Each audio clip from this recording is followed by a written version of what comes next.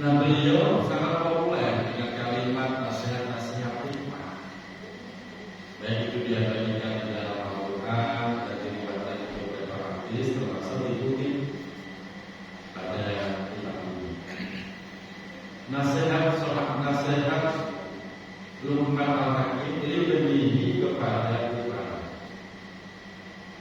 Jadi Bapak Ibu bisa buka surah Luqman di situ. Begini nasihat. Ya bunayya, wahai anakku, inna hikmah, sesungguhnya hikmah. Kita sering bicara membawa hikmah. Semoga menjadi hikmah apa sih? Sesungguhnya hikmah adalah an-ta'mala asrafi shalih, yaitu ketika engkau melakukan 10 perkara yang akan kita bahas. Ini disebut hikmah. Jangan sampai kita salah memahami hikmah, salah mengambil hikmah. Sehingga banyak kasus di luar sana, dia katanya mencari hikmah sampai ke gunung bertapa di gua. Katanya dia dapat hikmah yang bagaimana? Wangsit. Makanya dia 10 perkara itu apa? Yang pertama, tuhyil qalbal mayyita. Tuhyil qalba yaitu saat engkau mampu menghidupkan. Tuhyi, kamu mampu menghidupkan al-qalbal mayyita, yaitu hati yang mati. Itulah hikmah. Dimanapun berada, Bapak umpamanya ngaji, Bapak di situ hatinya tersentuh, yang tadinya malas ibadah jadi semangat, yang tadinya malas menjalani kehidupan jadi penuh semangat, hatinya menjadi hidup, senang ngaji, senang zikir. Nah itu berarti Bapak sudah mendapatkan hikmah. Tapi kalau Bapak diajak orang zikir semalam subuh, habis itu subuh kesiangan, sholat malas, yang ada adalah angan-angan dengan zikir ini nanti dapat duit banyak, duit Soekarno, dapat emas banyak, emas pancuran emas. Ada nggak Bapak begitu? Ada. Memang orangnya tahu apa cerita kesal. Yang malam dia pikir, katanya biar dapat hikmah, biar dapat emas pancuran emas.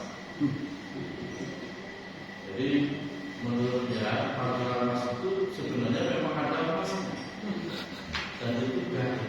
Wah, harus dilihat. Saya tanya, kalau mirip begitu surat subuhnya bisa wabah sembuhnya. Ya. Kalau begitu stop, jangan teruskan. Nanti kamu bukan dapat hikmah, kamu udah tersesat nanti. Akhirnya yang terjadi malas ibadah, malas kerja. Karena angan-angannya bentar lagi dapat emas, pancuran emas, berapa tahun. Angan-angannya begitu. Itu bukan hikmah. Bapak diajak ngaji tengah malam, akhirnya ya subuh kesiangan, ibadah malas kerja. Itu bukan hikmah. Jangan teruskan, rusak. Badan rusak, keluarga berantakan. Saya jamin. Artinya di luar sana masih ada orang memahami hikmahnya begitu. Itu bukan hikmah. Hikmah itu bisa menghidupkan hati kita. Yang tadinya malas sholat, yang tadinya subuh kesiangan mulu, jadi rasa. Yang tadinya nggak pernah tahajud, jadi semangat. Hatinya hidup. Yang tadinya malas ngaji, nggak pernah baca Quran, jadi semangat. Itulah hikmah yang sebenarnya. Nah, makanya hati-hati Pak. Bila wadilno itu sudah terjadi loh Pak. Pulang tidur jam 12 malam, kemana naik ke gunung, ada panggilan naik ke gunung, wirid di gunung. Saya tanya, wiridnya, itu maksudnya kayak itu terus ya begitu. Saya bilang stop, jangan teruskan. Hancur nanti hidupmu hancur, Bapak berat. Makanya Bapak jangan tertipu ya, begitu. Dulu rame waktu Soekarno, dapat nggak dia? Ya. Rumah kedua, mobil kedua, keluarga berat. Angan-angannya itu triliunan, bukan jutaan lagi. Udah bicara ratusan triliun.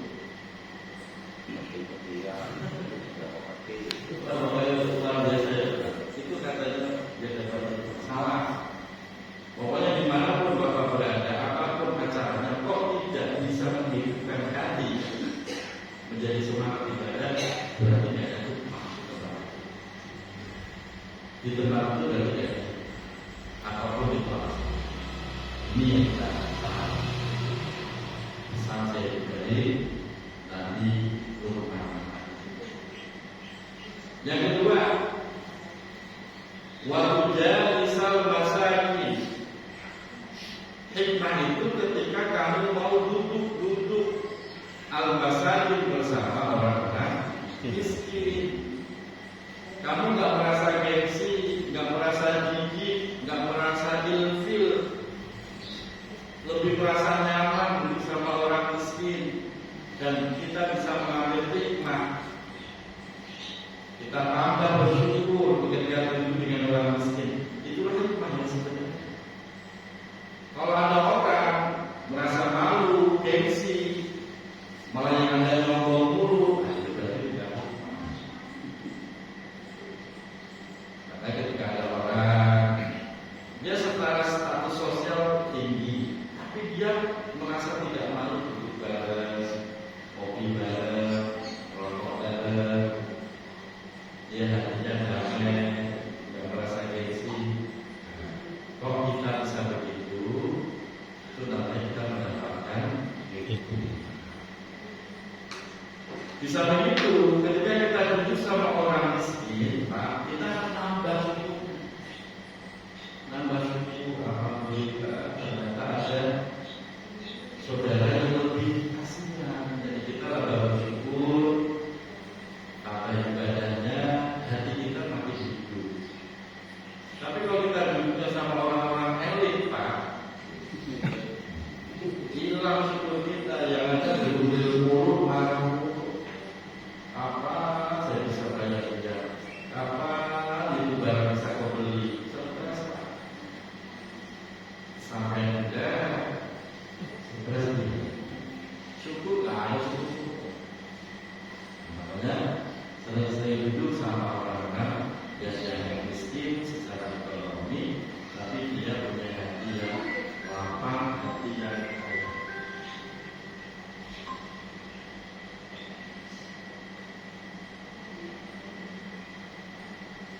Karena sesungguhnya orang yang kaya itu orang yang hatinya kaya, bukan yang hartanya banyak, tapi yang hatinya banyak. Sehingga dia selalu berlapang dada dengan siapapun, dan dia bisa berdamai dengan segala kondisi. Itulah orang yang kaya. Pagi cuma disuguhi kopi sama singkong. Alhamdulillah. Nggak usah pakai macam-macam. Artinya bisa berdamai dengan keadaan adanya ini. Itu orang yang bahagia, orang kaya. Itu yang kedua. Yang ketiga, watattaqi majalisal muluk. Ketika engkau merasa takut, majalisal muluk, duduk bersama para raja. Dulu misalnya raja, sekarang misalnya orang elit, kalangan atas, merasa takut, itu berarti kita sudah berhikmah.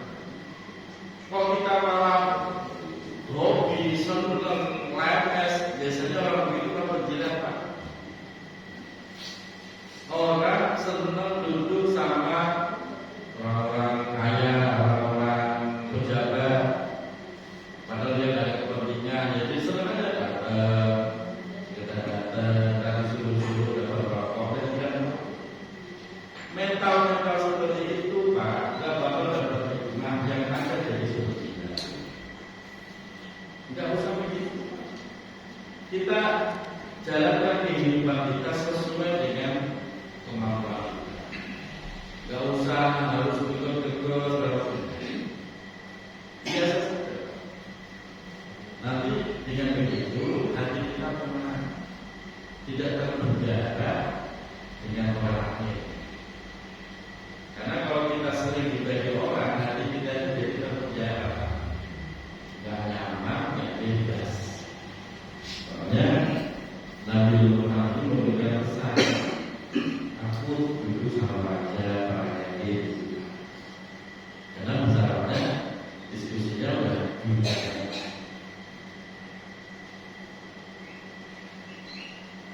Selanjutnya, wataharrara al-adid.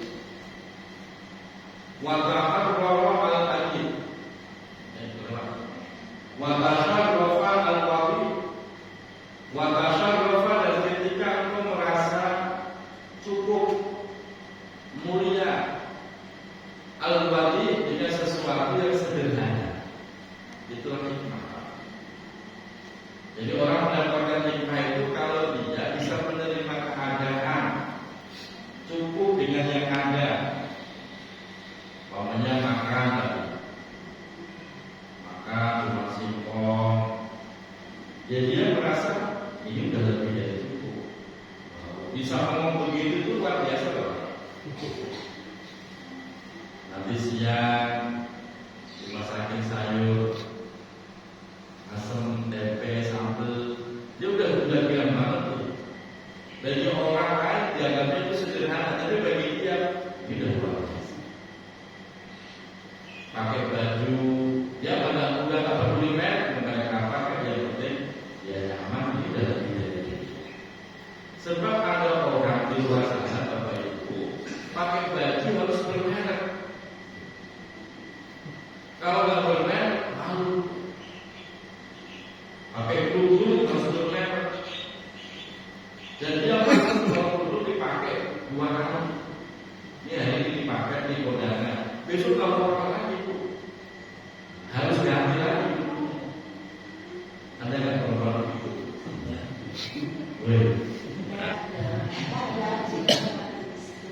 Dan saya kondangan pakai baju ini. Ini kan kemarin baju nambah roda. Maaf loh belum pakai nasi. Ada loh pakai yang begitu. Dia merasa nggak pede, merasa gengsi. Orang seperti itu berarti belum mendapatkan hikmah itu ketika dia merasa cukup. Al-wali dari sesuatu yang sederhana. Orang seperti itu hidupnya pasti nyaman. Kenapa? Karena dia tidak peduli dengan omongan orang. Kita itu capek, hidup kita itu capek kalau mikirin omongan orang. Pakai baju ini, orang yang matching dia. Jadi masih kurang matching, udah kaca muter tuh sampai parahnya juga cair. Gak cocok ganti. Dan ganda 2 jam, kondangannya berapa? 10 menit. Itu berubah contoh. Itu berubah sejumlah. Dan ada kalau ada cuma 10 menit doang. Nah makanya kadang-kadang itu mungkin kadang berubah, ada kodrat berubah begitu. Tapi saya bilang bisa diubah. Laki-laki juga begitu. Laki-laki yang cerewet ya cerewet. Terus begini, terus begitu, terus begini. Cerewet ya. Jadi dia nggak bisa sesuatu yang sederhana juga bisa. Harus perfect biasanya.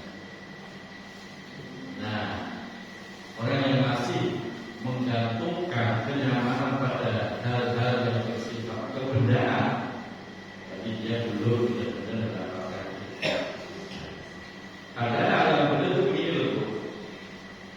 Orang itu kalau sudah mempunyai hikmah yang sederhana, kalau sudah nempel ke tubuh orang itu, akan itu mulia.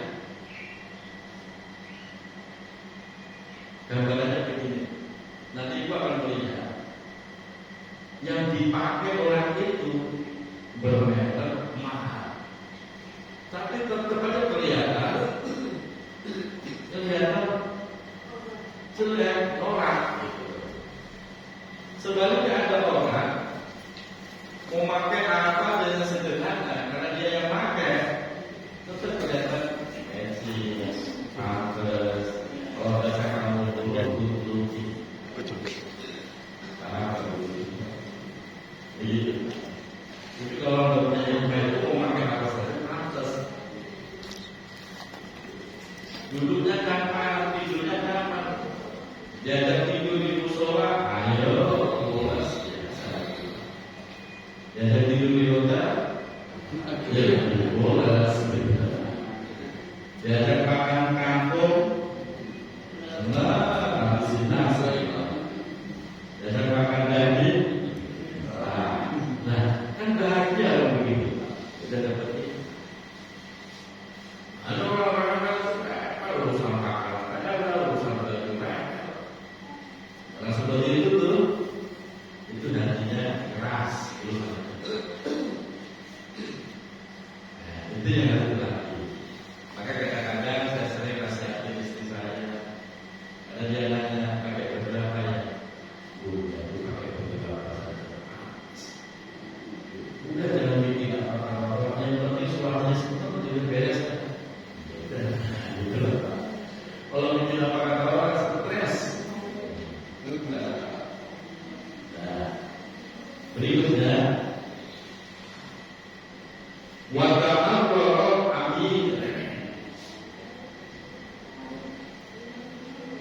Artinya watahal hati dia ketika engkau mampu menjaga, memelihara al-habib.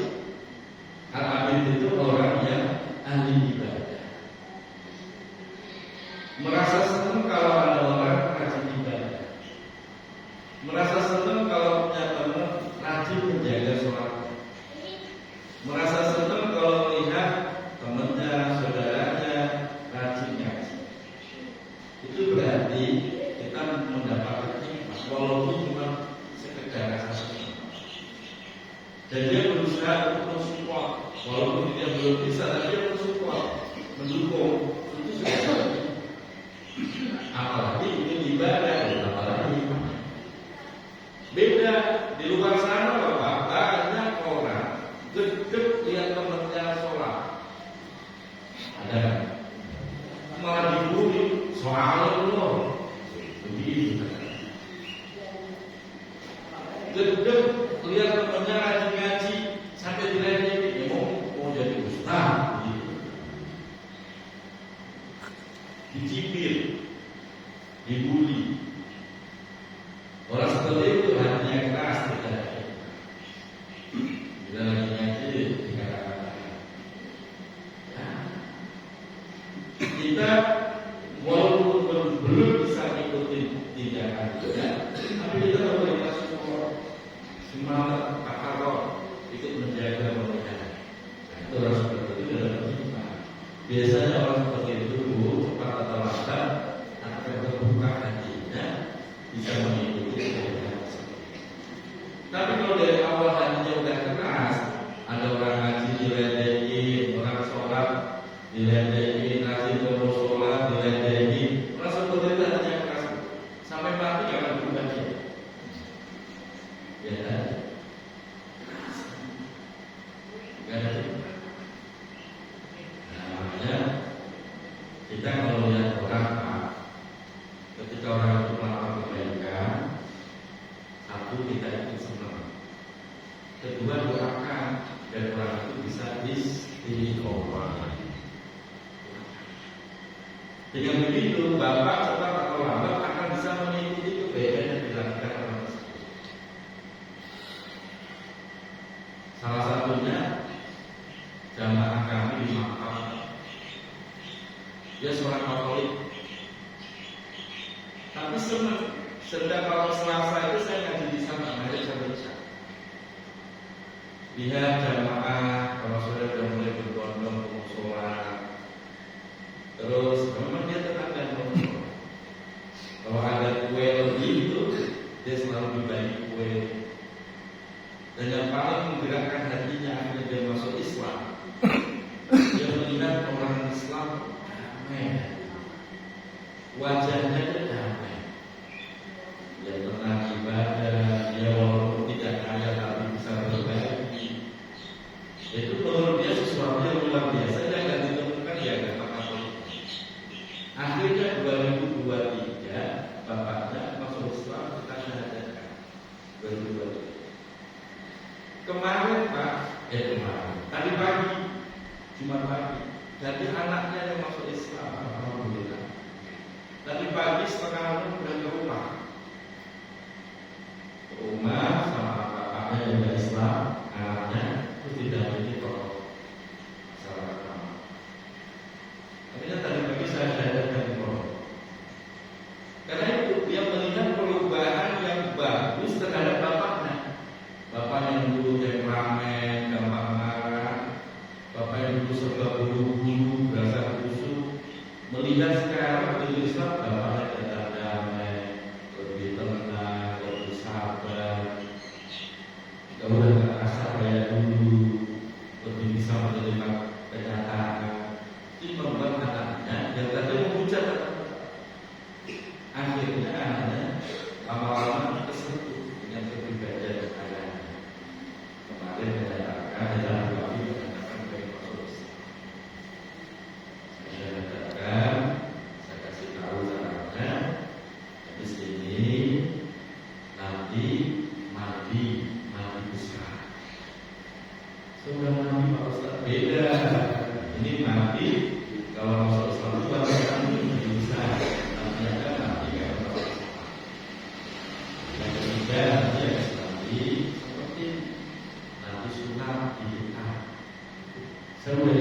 ternyata dia pendidikan. Jadi kalau kita berpengalaman kita, dia pendidikan dari waktu SD. Oh ya syukur. Nah, artinya di sini loh, orang yang ada hikmah, pribadinya damai, tenang, orang lain lihatnya itu tenang. Kalau kita berusaha busuk, dasar busuk, orang lain gak itu. Ini bapak lagi emosi di rumah nih. Itu nanti orang serumah, emosinya kepanik semua. Betul. Satu aja kita keluarga yang emosinya lagi tinggi, pengen marah, nanti serumah gampang kepancing. Bagi kalau ayahnya udah biasa mau marah, nanti ibunya udah mulai marah, anaknya udah mulai emosi. Tapi kalau kita damai nyaman, orang lain itu sekitaran kita akan ketularan dan energinya itu keluar. Dan itu orang yang mendapatkan kita. Maka dalam keterangan yang lain, dalam kitab Al-Hikmah, orang yang makom hikmahnya tinggi, kita baru lihat doang, itu semangat ibadah kita muncul. Baru lihat doang, semangat ibadah kita, semangat untuk menjadi orang baik itu muncul.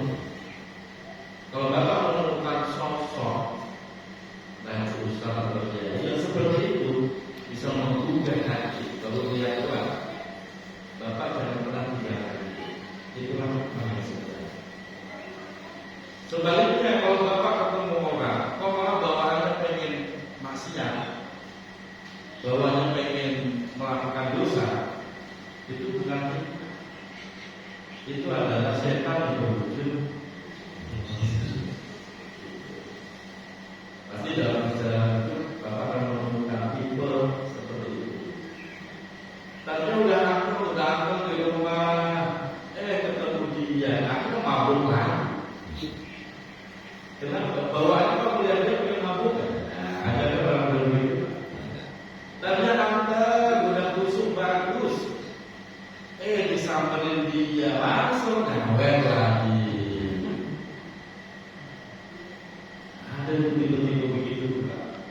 Nah kalau Bapak ketemu yang model begitu, Bapak yang jadi. Kalau Bapak yang jadi, Bapak nggak ada lagi. Karena energi seseorang itu muat. Kalau baik ya kita kebetulan baik, kalau buruk kebetulan buruk. Makanya kenapa kita itu butuh komunitas orang-orang solid yang kita kebetulan sama. Itu berbeda. Selanjutnya, waktu wiyah al-ghoriba, waktu wiyah dan saat engkau menolong al-ghoriba kepada gharib. Gharib itu orang asing, orang luar. Tolong, jangan malah diusir-usir. Enggak menerima kamu. Jangan.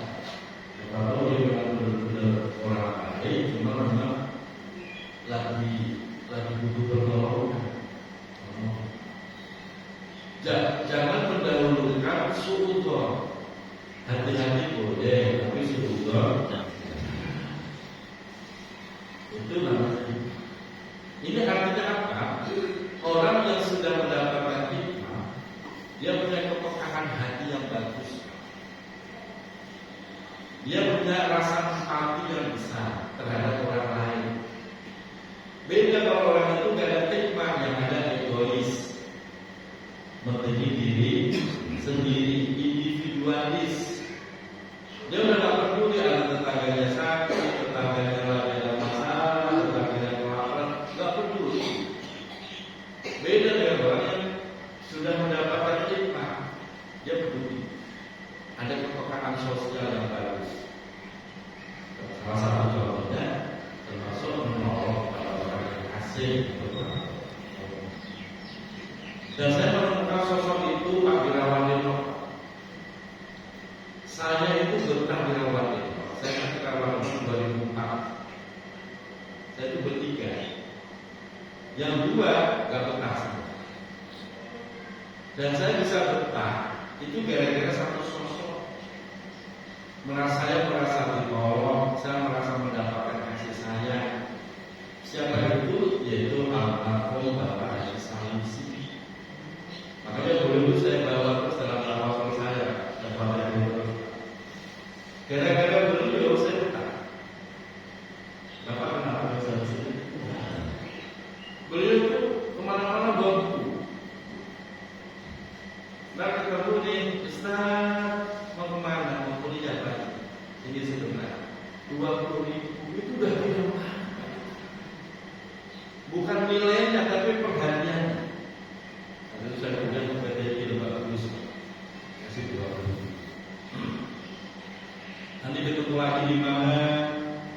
Kadang 30.000, kadang 50. Pokoknya dulu sih. Dan itu dirasakan bukan hanya saya, guru-guru pengabdian yang saya dulu itu. Dulu itu karena sosialnya baik, itu relatif orang yang berpikir. Dia ngomong apa aja orang itu dengerin. Padahal mohon maaf, bahasa Rusia secara keilmuan tidak tinggi pada yang disampaikan itu juga.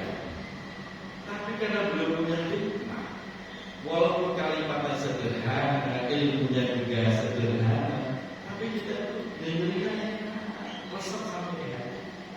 Itu bahasa Rusia. Apalagi ketika saya nikah,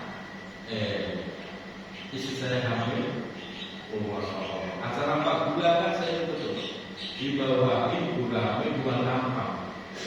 Jadi bulan satu nampang satu acara 4 bulan. Saudara bukan, ya. Ya pokoknya penampakan Pak, itu yang membuat saya tentang bahagia. Ya, karena dulu itu wayang saya begitu. Nah ini contoh orang yang terhormat.